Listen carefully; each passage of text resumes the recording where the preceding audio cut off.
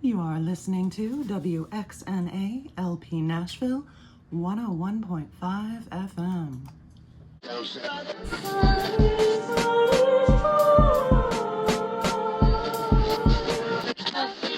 We're always having a yard sale, but it was just our dignity, you know? We chanted the mother song. We held our breath. Inhale. Exhale.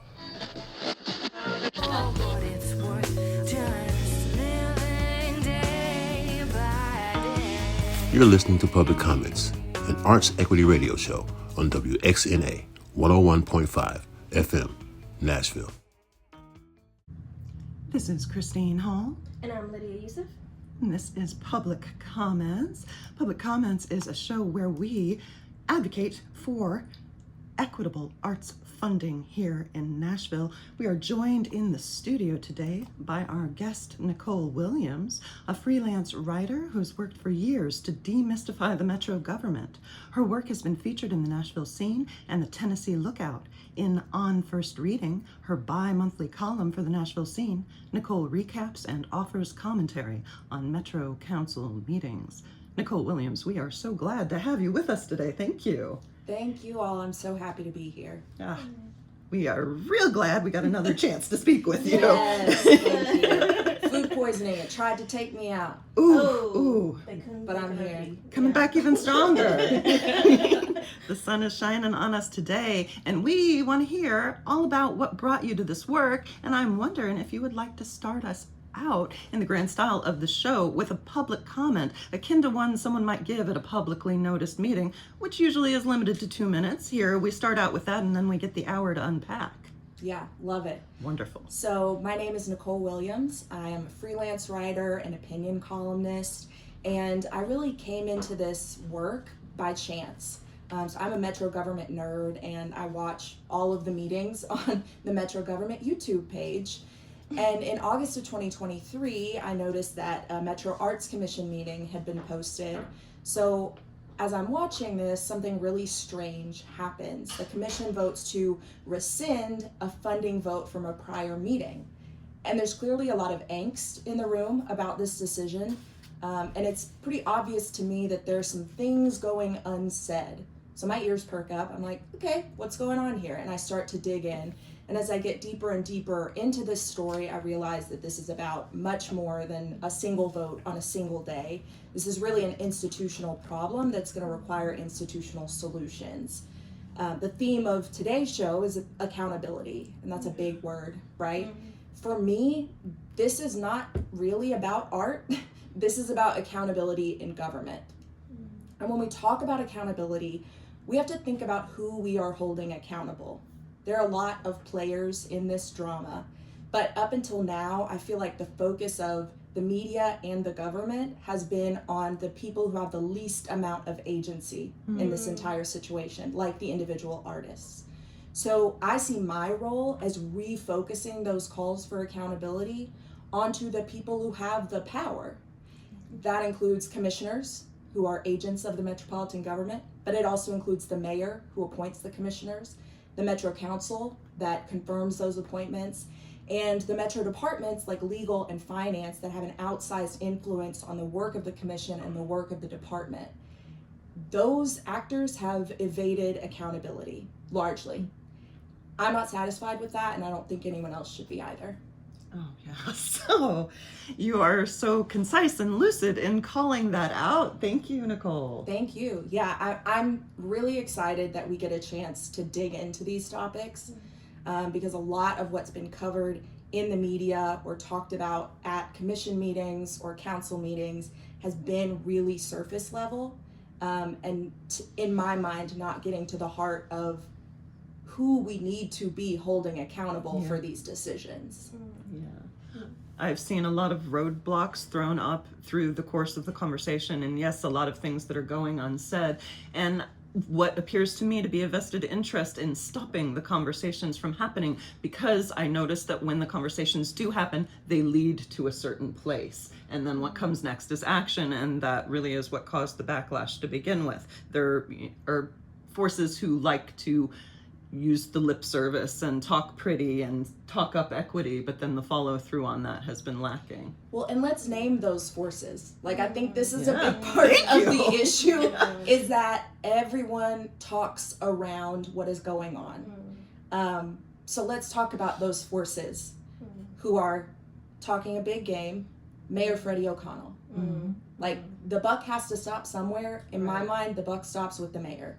Right. Mayor Freddie O'Connell, I believe he like promised during the campaign to dedicate 1% of the Metro budget Oh yeah, he to was. the arts. Yeah, Right? we have a page on our website dedicated to him and what he said. He was on stage at our Arts Equity Mayoral Forum as a council member at the time, saying it was our advocacy that won those funds, committing to that 1% for the arts.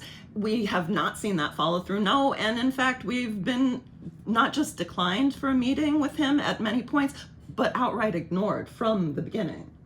Yeah, and I think that actions speak louder than words. You can make a lot of promises, you can say a lot of nice things about what you believe, but when you get in the seat of power and you choose to maintain the status quo and you choose to allow things to happen and not to hold yourself and your staff and the people who you appoint to boards and commissions accountable for those outcomes, you are making a conscious decision to harm people. Yeah. Exactly right.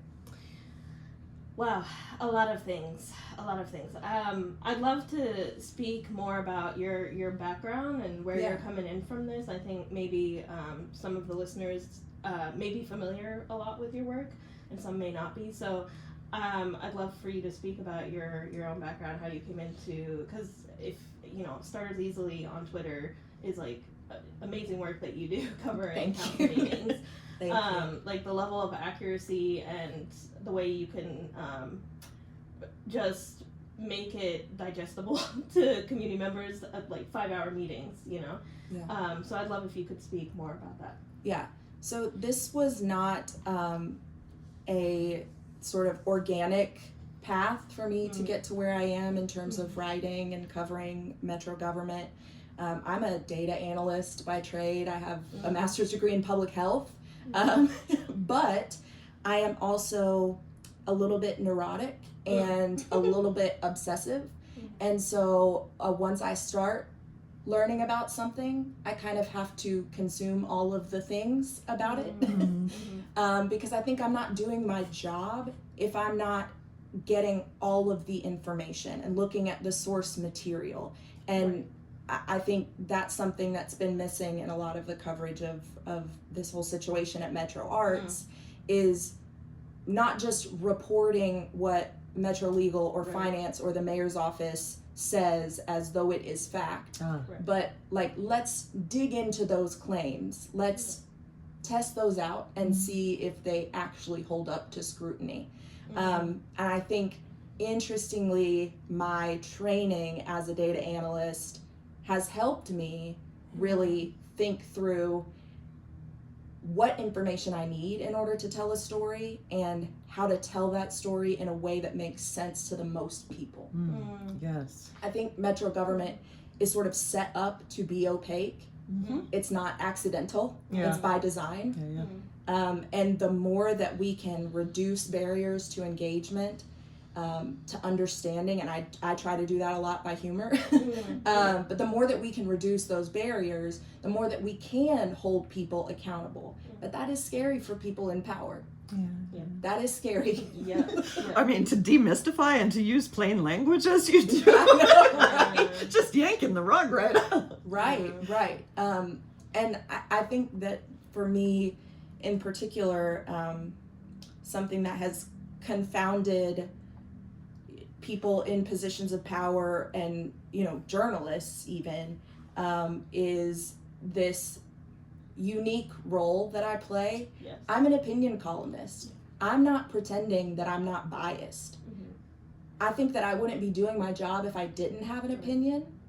And but what I try really hard to do is not to come up with my opinions out of nowhere.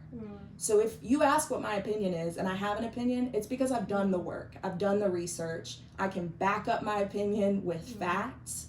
And people don't love dealing with someone who lives in sort of that gray area between like reporting the facts, but also having a take on the facts and advocating for outcomes as a result of those opinions that I have.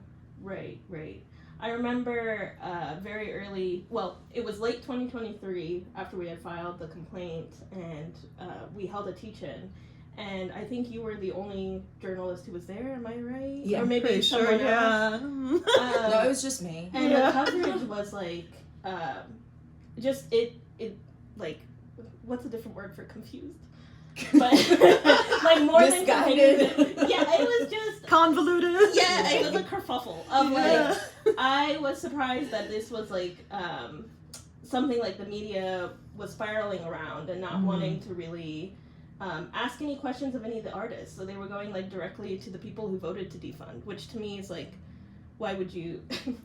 Why do we want to hear their opinion? Their opinion is on the record. It was absolute endorsement of the status quo. Yeah. And you were the first journalist to come through and say, let's look at these facts.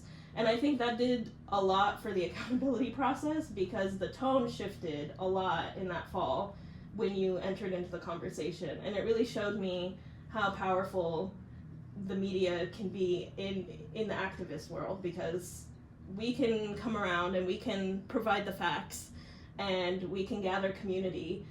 But if the mainstream media is sitting there saying, I think they're crazy, and I think like this wasn't a big deal, and then here you have a journalist come in and say, well, let's not like completely sweep it under the rug and feel like these people are crazy, and we can actually look at what they're presenting us, was something really major. And I felt like it even provided the other news outlets with like, okay, we have to do better. Just because one single person came through and said, I'm not looking at this. Yeah, when I saw coverage that I felt like was misrepresenting fundamental facts about the situation, I would reach out to people I knew at those outlets. And I actually got, ended up getting a little bit dismissed by one person who was like, well, you're just an advocate. And I'm like, yeah, I'm an advocate. What's wrong with that? Right. There's nothing wrong with that. It doesn't mean that I'm not right. And they're advocating for something. Yeah. They just don't want to say they're advocating for the powerful. They're advocating for their donor base. They're advocating for their mayor because they want an open line with the mayor. Right. And even if it's not intentional, like I don't necessarily think these media organizations are having like strategy sessions about how to advocate for Metro Legal or Metro Finance. So it may not be intentional, but it's so easy to slip into that because these are the institutions that we go to and that we are supposed to rely on for accurate information. So you just sort of take their word at face value. And then you have individual artists who don't have the power, don't have the institutional power, don't have the same amount of credibility as someone who is high up in the Metro government. And so, you know, I have seen my role, like I said, as refocusing the story on, like, let's stop talking about what individual artists did or didn't do, or what their projects were or were not.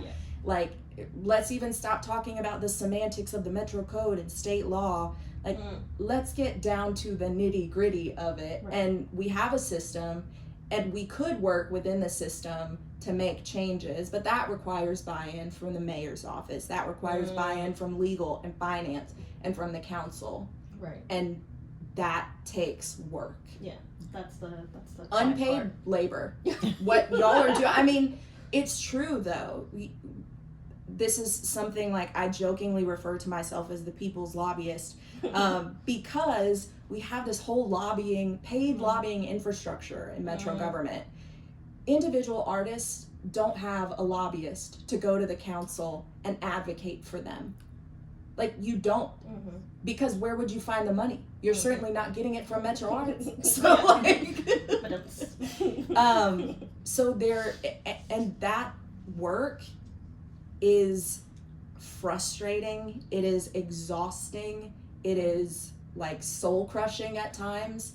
And it's work that you do, that this community does, out of a desire to see something better, not because you're getting paid by someone to do it. Right. I was wondering if you could provide us a few examples of when you held Metro accountable. There were several instances where you had to pull up documents and you had to pull up meetings and saying, nope, that's not right. Could you give us some examples of those? Yeah, so right off the bat, I can think of 2 specific instances that kind of like drove me crazy. This whole thing will make you feel crazy because you're like, okay, but I'm seeing what's actually happening. Why are we pretending like this is not actually happening? So the first example was Metro Legal claiming that they had sought an outside legal opinion about the July 2023 vote by the Metro Arts Commission to fund Thrive artists at historic levels and to decrease the funding for large arts organizations. So Metro Legal claims that in this memo, that outside counsel flagged the July 2023 vote as legally problematic.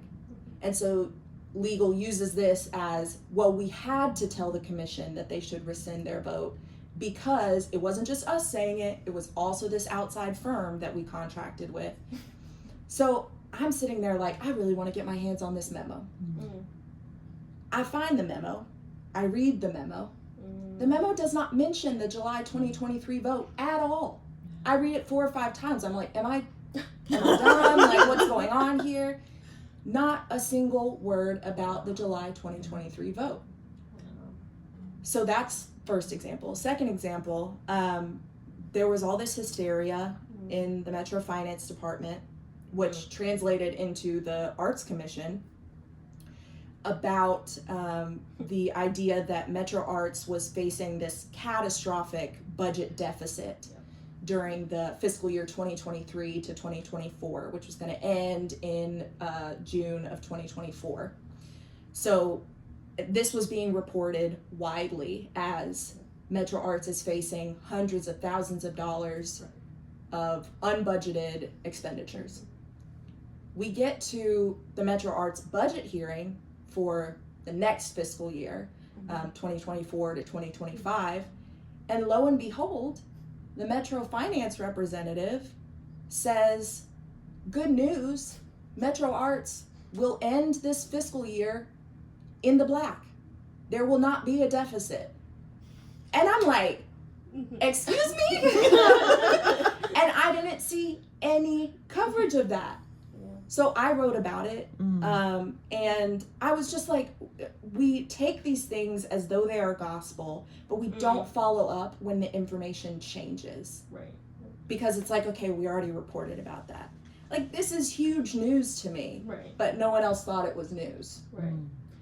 Right, because it was used to really tarnish someone's character and his leadership, and to make even the larger scheme of equity seem like it was not financially feasible. Right. That actually reminds me of the ethics complaint against Carol McCoy, because I knew what she was going to do going into this, because the only way you can explain that you're not biased against people of color is to say, like, it is fiscally responsible to fund. That's the only way.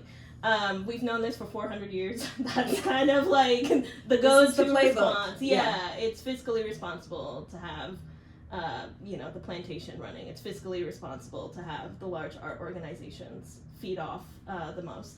So I knew that's where it was going to. And so it was just very fascinating to see during the ethics complaint to hear McCoy say that. And she uses the audit to even say, I knew about this audit in July of 2023 when I voted to defund. you know? Which is not possible because Right. the audit wasn't even underway in July of 2023, but maybe she's clairvoyant. Ooh. Yeah. Or maybe she was the one who called for it. Might have been one of the ones. Yeah, I think the ethics complaints were really interesting, and I think I attended both of those hearings, or I watched one of them, attended the other. And that's an interesting sort of branch to go off onto when we talk about accountability, because there are very few ways to actually hold commissioners and board members in Metro accountable for the decisions that they make. Right. And so one of those ways to try to do that is through an ethics complaint. But the criteria for demonstrating that a commissioner or board member has had an ethical lapse, so to say, or to get some sort of accountability, Right. it's so narrow.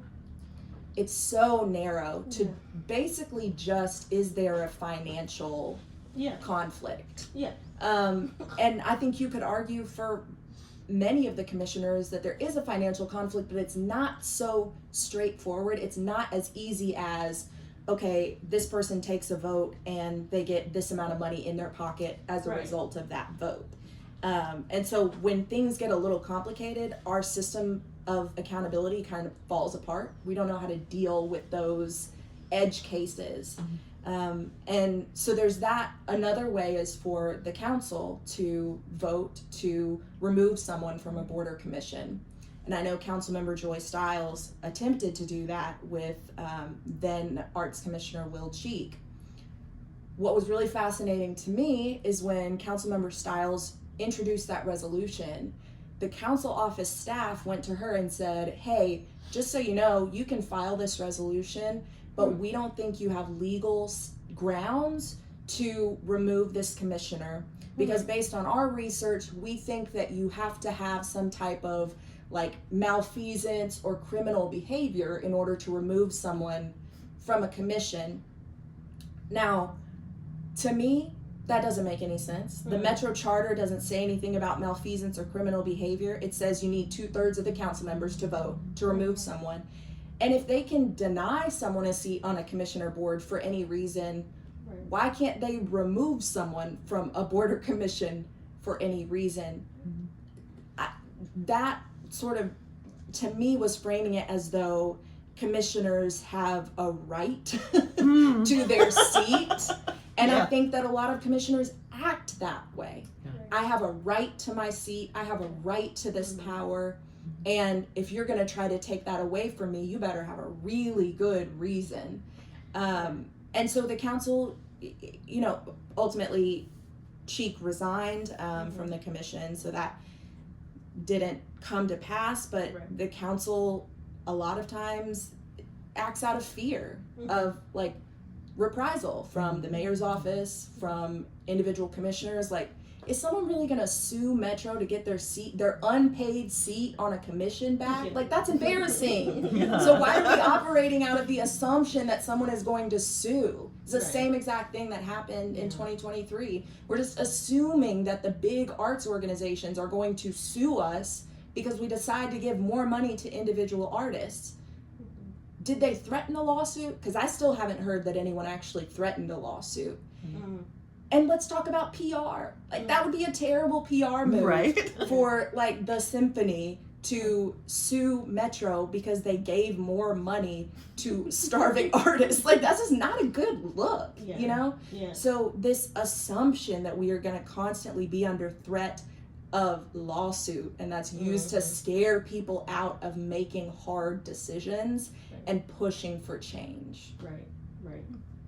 Can you speak more to why you think there hasn't been accountability? You kind of mentioned it at the end of like this kind of, I remember Tim Jester. Is it Tim or Jim? It's Tim. Okay. Tim Jester, the rules committee. I was like, once I said Jim, I was like, that's not right. Well, you're thinking of another commissioner. There we go.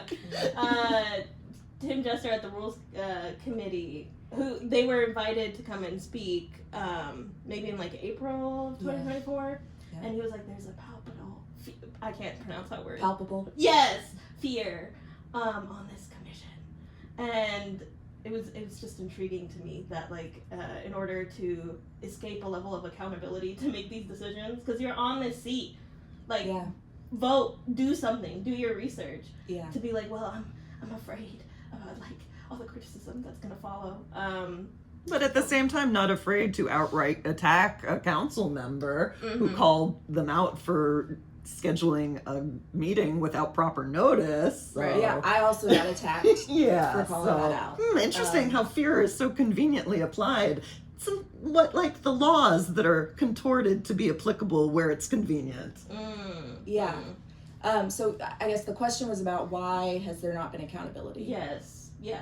What do you think? Yeah.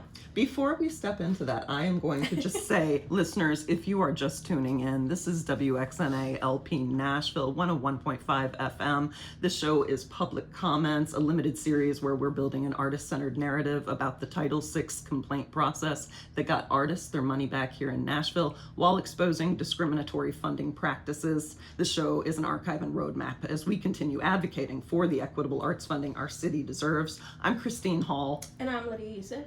Our guest today is Nicole Williams, a freelance writer and columnist, and our topic is accountability. Specifically, when there is no accountability, there is repetition. Yeah, so I think that accountability starts at the top. If you have a mayoral administration and a legislative body, the Metro Council, who are not interested in shaking things up, in changing the status quo, you're not gonna see changes. Like, it's not something that you two can effectuate because you don't have any power. Like, I'm sorry, but it's just true. We have the power to be a thorn in their side. Yeah, and you should be. Like, I love it. I love to see thorns in the sides of people who are doing bad things. But we as individuals, even as collectives of people, do not have the power or the authority to make the actual change. And if you have a mayor who is dead set on keeping things as they are, who doesn't seem to see any issue with what has happened and is continuing to happen with the Arts Commission, if you have a Metro Council that is sort of tapped out of the discussion, then where is that accountability going to come from? And I guess, like, we could elect new people in 2027, but up until then, where does that come from? I don't have an answer to that, but I'm going to keep yelling about it. Right. It is interesting that we've only heard from Freddie once on this. Am I right? And it was in March of 1 year ago when Kevin Crumbo released, he was like, I'm going to release the funds or something. Right? In March? I believe so. We can bring it up, but it was and Freddie was a part of and was like, we're going to release the funds to the artists. And that's all we've heard from him. And we were just supposed to be grateful. That, right? That was the vibe. It's just like, we are doing this magnanimous, wonderful thing. No discussion about the fact that what we're doing is actually correcting a wrong. Right. But and actually, failures of the multiple failures, repeated failures. But I guess we were all just supposed to say, yay, thank you, and then take our ball and go home. Right. But I don't think people have been happy with the fact that that is not what happened. Right. And what are your thoughts? I think we can throw Freddie a bone in terms of, like, he decided to form the boards and commission working group. What are your thoughts on that? Well, okay. I have mixed feelings about this working group. Councilmember Stiles recently referred to it as a cabal, which I find her language, it brings me so much joy because she's just like, we're calling it out. I take issue with some of the decisions that have come out of that working group, some of the recommendations, largely because their work is happening behind closed doors. There's only one council member who's a part of that working group, and that was by design so that it doesn't have to be an open meeting, so that the conversations can happen in secret, in private.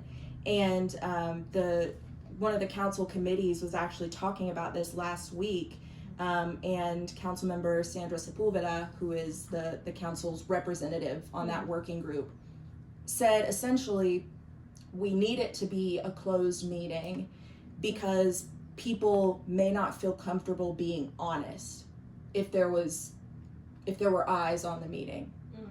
To me, that's a problem with those people. And that's a problem with a system that we've set up that doesn't allow people to be honest. Yeah. Because it shouldn't be that in order to have difficult, truthful conversations, we have to close the doors to the public. Yeah. So I think they've made some good recommendations, like, well, I'm having trouble even thinking about this. One thing I was thinking about was the training from Metro Legal, but that came out of the Title VI complaint, actually, about how, like, Metro Legal advises boards and commissions. They do not control the work of boards and commissions. They are there to provide legal advice, legal counsel, but they're not there to tell you what you can do. You make the decision. So there's been some sort of efficiencies that the working group has been working on, and some attempts to standardize things across boards and commissions, which isn't necessarily a bad thing, but I always have a little hesitation when we get decisions that are made in the dark. Yeah. Yeah. And that's the work of journalists, I think, digging that all up for us. I think something you mentioned as well earlier is returning to the status quo, which I really appreciate, because I think there's also a concerted effort to say we're not going to the status quo, right? There's like a reframing. I was really stunned in the past commission meetings of like, oh, fiscal sponsorship is equity, and yeah, all this kind of like, oh, we're going back, and after we do this vote, we're gonna like listen to the community, and we want to engage the community. But I love that you pointed that out and said, no, this is a return to the status quo. Y'all can flare it up with the languages. Yeah. It's always next time we'll do it better. Tomorrow. Next time Yes. you will have your say. Next time we will center the voices of Black and brown people. Next time we will center the people who do not have the authority and the money and the connections. Next time. I'm just waiting for that next time. Right. And what the excuse next time will be. Right. And I'm just going to bring up, I did find the mention, and it was announced with a tweet from Nicole exactly 1 year ago today. Was that email from Freddie and the letter from finance. Wow. So, Yeah, on the 22nd. Yeah, and the announcement was that all of the artists were going to get the maximum amount promised by the Arts Commission, and that was $20,000 for the Thrive awardees. But the thing is, we persisted with the Title VI complaint. They had cut muralists and public artists out and gone back and forth on this, and that was finally the point they pressed for us to settle, so that every artist was paid, even though this email and this letter was released saying they would be. We still had to fight and make many concessions to make that happen. Yeah, and let's talk about everyone gets the maximum amount they were promised. Right, yes. Because everyone talks about that as a win for the Thrive artists, and it is, and it was. What that also meant was that the large arts organizations got the maximum amount that they were promised. Nobody had to, quote unquote, sacrifice because Metro Finance just decided we're going to find the money, which fascinating to me that we can find money in certain situations when we need to. All of a sudden, whoa, there's like $2 million that we just had, but we can't like actually give that money to Metro Arts in the first place. But you know, who am I? Who am I? Just a citizen. Yeah. And so I you hear this constantly come up, and I see that there is a movement away from this in the commission, hopefully, this idea that, well, once we get all the funding that we're asking for, then we can do equity. Right. Next We time. can Yeah. we can do equity when we have all the money. That's not what equity is. Mm-hmm. Right. Equity is literally looking at what you have and redistributing that in an equitable fashion. Like it's not growing the pie, although we should be growing the pie, but it's about what do we do with the pie that we have. Yes. Yes. I'm also stunned, this was a hallmark of Dr. Paulette Coleman's interim, was that, she was like, instead of like complaining, peasants, like go to council and advocate for the funds. Like it was As though seen you as like a hadn't pet been project. doing that. Right. As though you haven't been doing that for years and Right. years, as though artists have not been doing that for years and years and years. And it's so disrespectful to me when we just disregard the work of the community that has gone into getting us to the place where we are now, which is far from where we need to be. But like, yeah, as though you haven't been doing that. Yeah. Right. Yeah. Or pretending that they don't have the community feedback with a clear roadmap to realizing equity in practice, not just in theory. Yeah. I'm interested in a phrase that you said in your public comment that I want to go to. You said it's an institutional problem, so we need institutional solutions. Can you speak more to that? Yeah, this is not a one-off issue. Mm, It's not a one-off issue with Metro Arts. right. Also, Metro Arts is not the only Metro department that struggles Right. with this Pervasive. conversation. Yeah. It is pervasive throughout Metro government. It's getting more pervasive as we have a new federal administration that is attempting to frighten people into submission, to keep departments from using words like barriers and equity and diversity and black Inclusion. and brown. Yes. Right. So Woman. Don't say woman. Don't say Yeah, woman. No. So I'm really concerned about where that conversation is going to lead us in Metro Arts, because up to this point I haven't seen really any discussion on the commission of like we need to be changing our language to be more acceptable to the federal government, but I don't think that's far off. Like the work of that commission, the committees, like the Committee for Anti-Racism and Equity, those are scary words to people in power. And so I am concerned that just as we're starting to make some type of progress, even though it's not nearly enough, I'm concerned that fear is going to get to people again. Irrational fear. Yeah. Or rational. I mean, Well, even if it is rational, what's the point of being in a position of power if you don't use that power to help marginalized communities, to help the people who got you elected? Like, what's the point if you get in a position of power and say, well, I don't want to rock the boat because I want to get reelected, or I don't want the state to be mad at Nashville. The state's always going to be mad at Nashville. They hate us. Like, come on. We can't do anything to change that. So we can act out of fear, or we can act in accordance with our principles.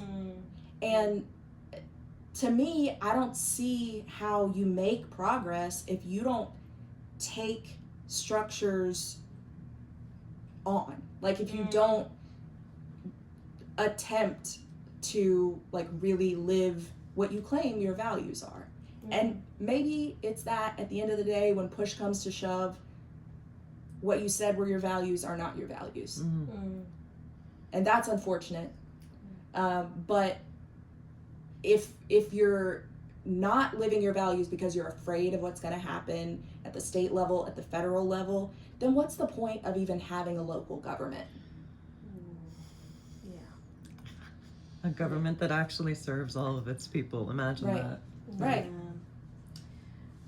What do you think would be the accountability process for Metro Arts? I know that's a very loaded question, but what could you imagine? So I guess it depends on what your desired outcome is. Let's say, okay, well, let me let you talk.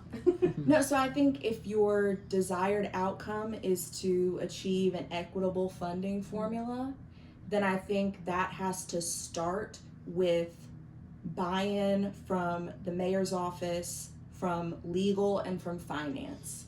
Because you need those people in power to like block and tackle for you. If you're gonna make these, you know, sometimes controversial choices, you need the backing of the government to say, we're gonna stand behind you and we're not gonna question you making those choices, and we're not going to attempt to delegitimize you as a result of those choices. So you have to have buy-in at the highest levels of Metro government. But let's say we don't get that, because it doesn't look like we're getting that. Yeah. It doesn't look like it's happening anytime soon. Then you go to, okay, what can the council do? The council decides on the budget every year. The mayor presents a proposed budget, and the council gets to decide, are we gonna keep his budget, or are we going to make changes to align the budget to our vision for Nashville? They love to play around the edges and tinker with $1 million here, $2 million there in a $3 billion plus budget. But what they could do is they could take a long, hard look at what we are funding and decide, does that really align with the Nashville that I want to see and that my constituents elected me to effectuate? So is it appropriate that we spend hundreds of millions of dollars on the police every year and that we spend a few million on arts? Like, that's a discussion that needs to be had. Right. Let's look at those studies that show how much better preemptive works in serving the community. Exactly. But those are hard conversations, and those require deep dives into the budget and decisions that may not be popular. And it's easier to just tinker around the edges. Right. It's easier. And I think that's where we sort of lack that push on the Metro Council, because you have one or two council members being like, hey, we need to fund the arts. But there are 40 council members. Yep. So you need buy-in from a majority of those council members to make a change. And so that's another way. We look at the budget and we actually decide, does the budget reflect our priorities? Then another way is council actually using its power as a sort of like the vetting process that they do for commissioners. Like I said during my public comment, the mayor makes appointments to the Arts Commission, but the council has to approve those appointments. And how we got to where we got to in 2023 is that you had people getting appointed to the Arts Commission who, in their questionnaire, when it asked, why do you want to be on this commission, sometimes that question was blank, or it said, you know, I like art, I have a membership to Cheekwood. Like, that's how we got to where we are. And you had council just rubber stamping these appointments. I think the council is trying to do better about that, but until you start like actually really looking at every person who comes before the council, you're not going to get change in the way that the commission operates. Yep. And then commissioners get to make their own decisions. They don't have to act out of fear either. Like, they don't have to listen to what Metro Legal says. And some boards and commissions take the advice of Metro Legal and say, okay, thank you, we're actually going to do the opposite of what you said. And I'm not saying that's the right choice all the time, but if you feel strongly about something, don't use Metro Legal as your, well, we can't do it because Metro Legal said we can't. No, you have a vote. Your vote is your voice. Yeah. And we've seen in several instances recently where Metro Legal's decisions have been demonstrably wrong, such as with the 7-sentence memo or with specific options that they took to offer settlements and such. And cases where it really didn't seem like the wisest choice and bared out that it was not. Yeah. You laid out a lot of very solid accountability measures that can happen to really restructure the way we think. I also wanted to add about legislation on equity and really, and I think even something as I know we've discussed that several times is having that really a high standard in Metro for what that looks like across the board, not just Metro Arts, would be groundbreaking for so many communities. I want to ask you as well, what do you think is at stake in getting this right, in getting this wrong, either way? I think, in some instances, people's livelihood, quite literally, is at stake. But then sort of more abstractly, trust in government, trust in systems of power. This whole situation has caused a lot of people to lose a lot of trust and a lot of respect for the work that people in positions of power are doing. And once you lose that trust, it's really hard to gain that trust back, particularly if you're not even trying. Is Freddie trying to get the trust back that he lost? No, he got his transit plan passed. Now what? We haven't heard a thing from him. He's not trying. So once that trust has been lost and you don't really care, then you've just got people floating out here what is even the point? And that's what I hope that we don't run into. I've gotten fatalistic at times too, of just why am I even doing this? It doesn't matter. Nobody's changing. But change takes time, and it's hard, and it's emotional, and it takes a lot out of you, but it's sort of well, if you're not going to do it, who's going to do it? Right. And I think I also get some of those we can't be doing this again. Not in the year of our Lord 2025. In the year of our Lord 2025. It's exhausting. Yeah. And then I kind of remember where we were, because I remember back in 2023 the gaslighting was so severe about us filing that complaint. And then I even remember on Twitter you fighting for your life with some people who are just you don't know the whole situation, or then tell me the situation. Yeah. If I don't know what's going on, tell me what's going on. Right. That's what's crazy to me. It's people love to tell me that I'm wrong, but then they can't tell me how I'm wrong or what I need to know to be right. Right. Yeah, we've experienced something similar. What a phenomenon. Yeah. It's almost like they just don't want to be held accountable. Yeah, and now it's normal to be oh, that Metro Arts, Well, and the council is currently using the situation at Metro Arts as justification to attempt to remove the power to hire and fire a director from a different commission. Crazy. Yeah. The co-opting of every narrative. Yes. It was kind of a mess at Metro Arts, so now this other commission shouldn't have hiring and firing power. These things cascade, they build upon themselves. These situations are used as justification for, poor decisions in the future. Where we have 10 or 15 boards and commissions that hire and fire their executive director, but suddenly one commission has a difficult time of it, and part of that had to do with bad advice from Metro Legal. And now we need to reevaluate the whole system. Right. It is very interesting to me how often the narrative gets co-opted, not just in and it is really, like you said, just because no one wants accountability, so we all gotta skirt around it, and we want to use it for our own purposes.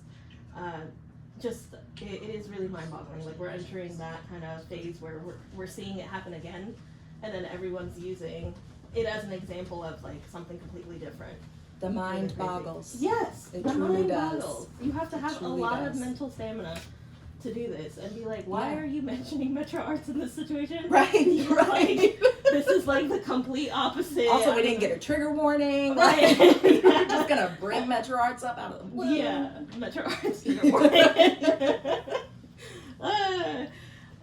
So kind of at the end of the show, we like to ask our guests what are kind of the policy decisions you would make if you were an arts commissioner to, just use your voice on the commission.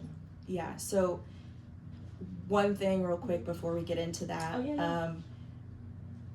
Talking about being on a Metro Border Commission, that is important work that people need to take seriously. And I've heard arts commissioners over the past couple of years say things like, well, I thought I was just gonna come on this commission to like give arts organizations money. Like I didn't realize this was what I was signing up for.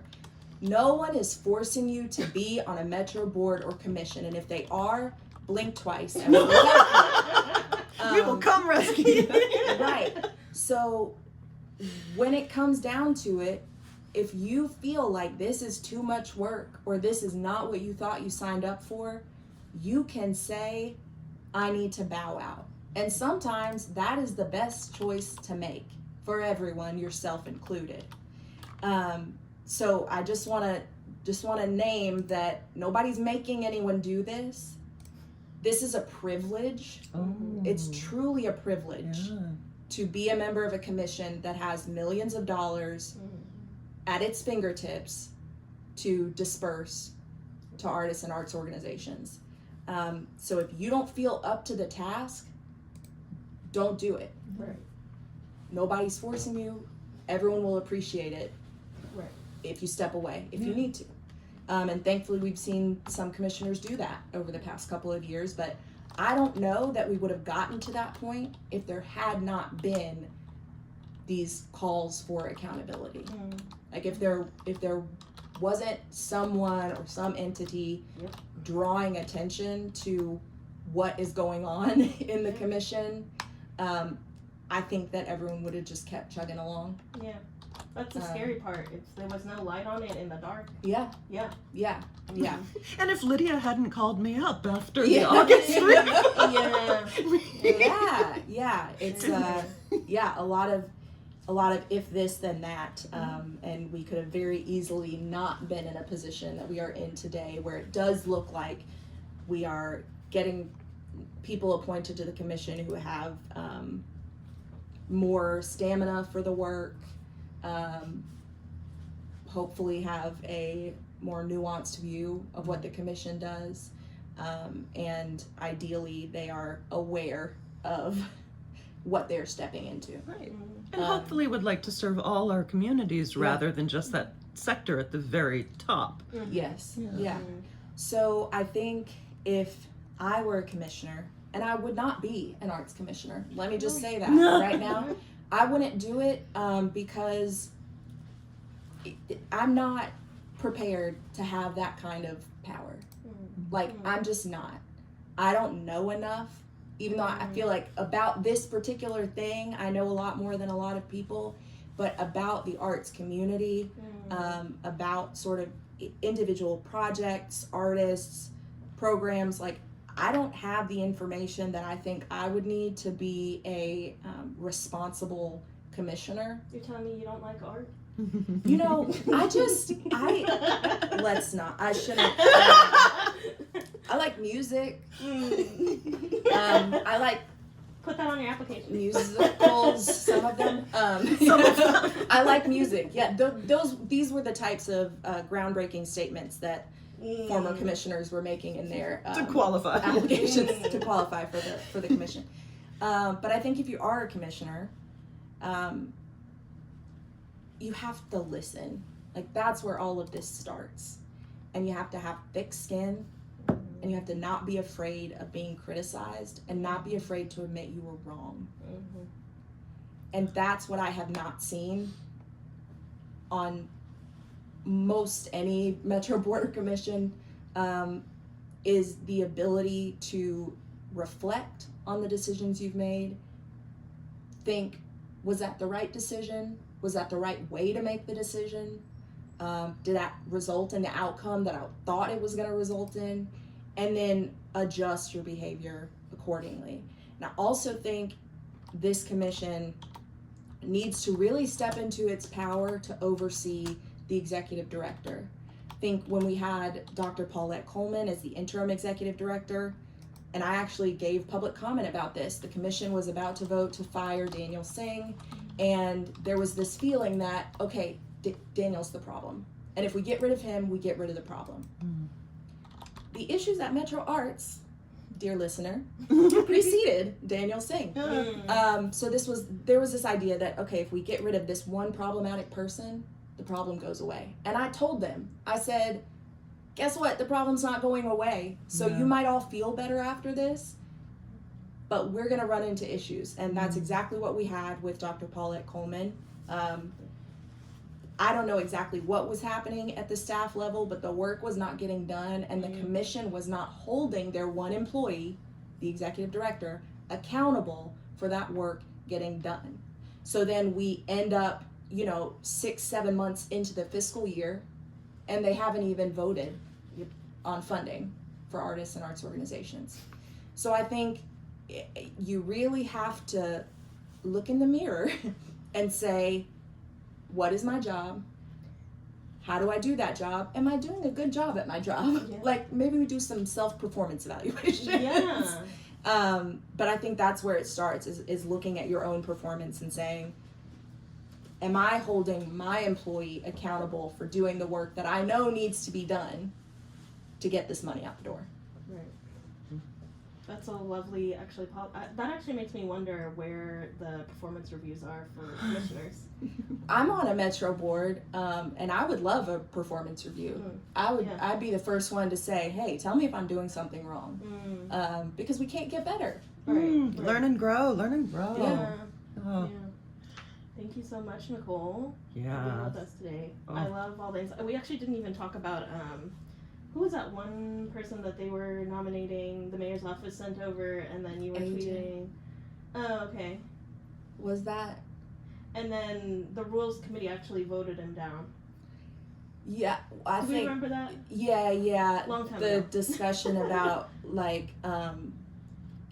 his wife maybe called him a chauvinist, and he's said that to the rules committee. Are we thinking about a different person? We're thinking about a different, but that's interesting. It's a sordid story to continue another day. Yeah. Listeners, thank you for tuning in. This is WXNA LP Nashville 101.5 FM. This show is Public Comments, where we explore our pathways to equitable arts funding here in Nashville. I'm Christine Hall. And I'm Lydia Yusuf. Today, our guest has been Nicole Williams, a freelance writer and columnist here in Nashville. This has been incredible. Thank you so much, Nicole. And listeners, if you would like to learn more and follow Nicole, you can find her on Instagram and X at StartlesEasily, on Blue Sky at startleseasily.bsky.social, and on Patreon, www.patreon.com/startleseasily. If you would like to check out Arts Equity Nashville, we're on the web at artsequitynashville.org, on Instagram at Arts Equity Nashville. And also, if you are interested in sharing your experiences as a working artist in Nashville, we have a working artist survey that will allow us to make more informed decisions and perhaps even engage in some of that collective bargaining power.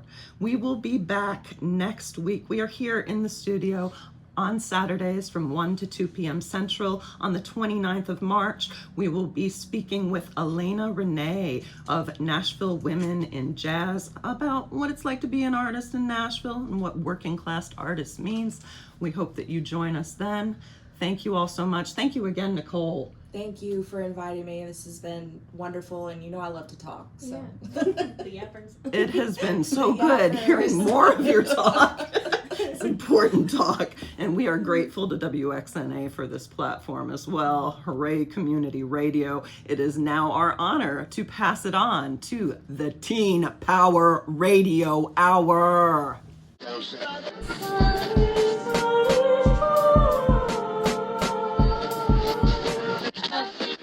I was having a yard sale, but it was just our dignity, you know? We chanted the mother song. We held our breath. Inhale. Exhale.